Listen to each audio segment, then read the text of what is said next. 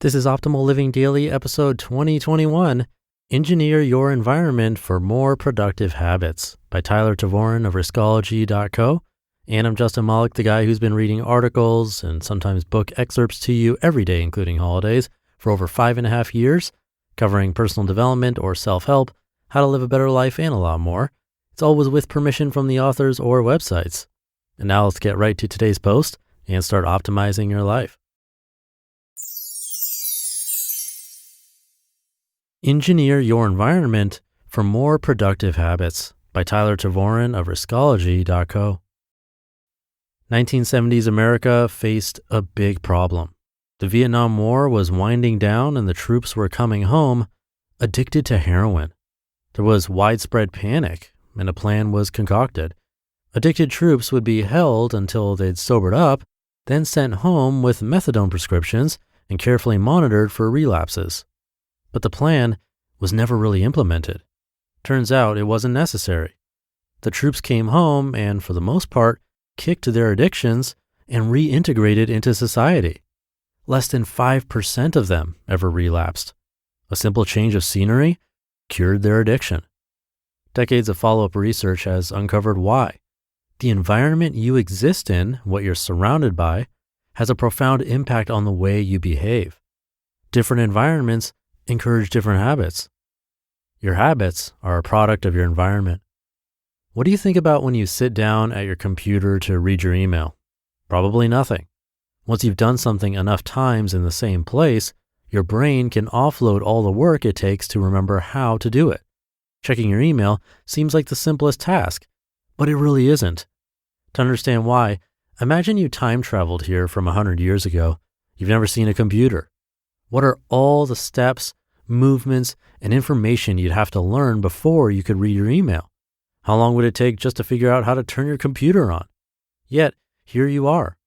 When you sit down at your desk, your habit takes over and you're inside your inbox before you know it. That's the way habits work. At the same time, if you're not in front of your computer and your phone is put away, you're probably not thinking about email. You can go all day, in fact, without it crossing your mind. But as soon as you sit down at your computer again, boom, there you are, reading your email. There's a special connection between the things you do and the places you do them. This is critical to know if you have a bad habit you want to break or a productive one you'd like to start. To change a habit, change your environment. I keep a pretty strict work schedule. I'm able to make progress on my most important projects every day despite not having a boss to dictate my priorities or set deadlines. Of course, some days are easier than others, and on the hard ones, there's one place I can always go to work without struggle, a coffee shop. Over time, I've created some psychological link between being in a coffee shop and being productive. When I show up, priorities magically become more clear and hard work becomes easier. I usually find myself feeling this way at Starbucks. It's convenient, but it could be any similar cafe. Time and again, I've turned to a coffee shop in my most desperate moments of procrastination. Eventually, my body and mind got used to being productive in those spaces. If I'd turned to a bathtub or a nightclub instead, those places probably would have produced the same result. Habits, both good and bad, can also be tied to the feelings and circumstances that come with an environment. Wendy Wood, one of the lead researchers of the heroin-addicted soldiers of the 70s, makes the case that once a certain feeling is associated with an environment, it can drive your behavior whether you want it to or not. We don't feel sort of pushed by the environment, Wood says, but in fact, we're very integrated with it. This explains why a soldier suffering the hell of war can be addicted to heroin halfway across the world, but when they return to stability at home, the problem disappears. And he gives a clue to why giving homeless people houses leads to a similar outcome.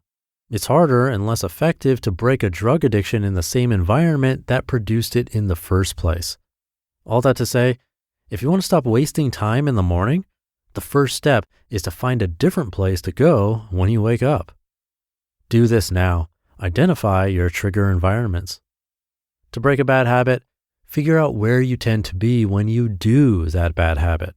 Your environment is taking over for your brain, and until you figure out where these things happen, you'll be relatively helpless to change them. Number one, Tempted to waste time between tasks when you're on your computer? Try working offline for your most important tasks. Number 2, can't focus when you're in a cubicle? Find an empty conference room or head to a coffee shop. And number 3, always make mistakes when you work from home? Put your clothes on and go to the office for mission-critical work. When you identify where you're most likely to do the things you wish you wouldn't, you'll improve your odds of actually stopping. And the same holds true for creating new, productive habits. If you want the best shot at starting and sticking to a habit, pick a spot where you'll always do it. You just listened to the post titled, Engineer Your Environment for More Productive Habits by Tervooren of Riskology.co.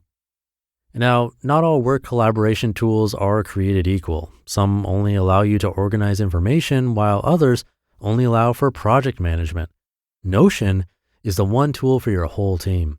Build a wiki, take notes, push projects forward, all in one place.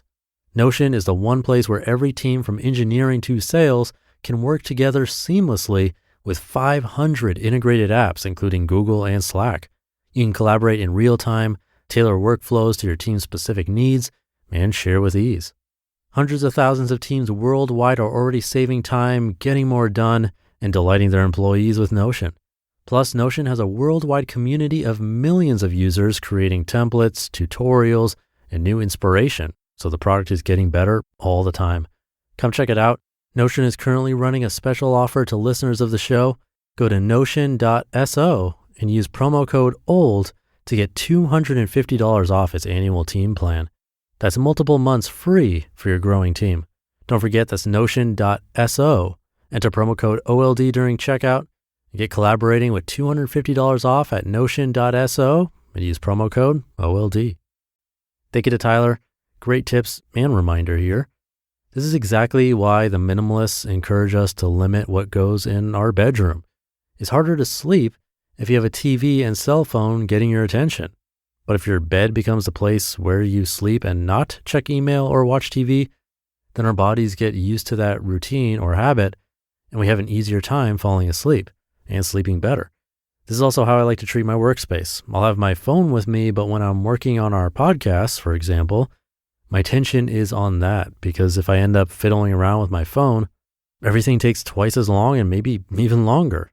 I've caught myself checking my phone while I'm editing a podcast before, and then what happens is I'll miss something and have to go back a minute and re-listen, but the time it takes to go back to figure out where I stopped paying attention takes time, re-listening takes time, and getting back into the groove takes time. Instead, if my workspace becomes a place of focus, not only am I more efficient, but then, as Tyler talked about, my mind goes into work mode whenever I'm in that space. So it's kind of cool how that works out. So think about your environment today, see what you can change, small things that can make the difference in productivity and healthy habits. Have a great rest of your day, and I'll be back tomorrow, where your optimal life awaits.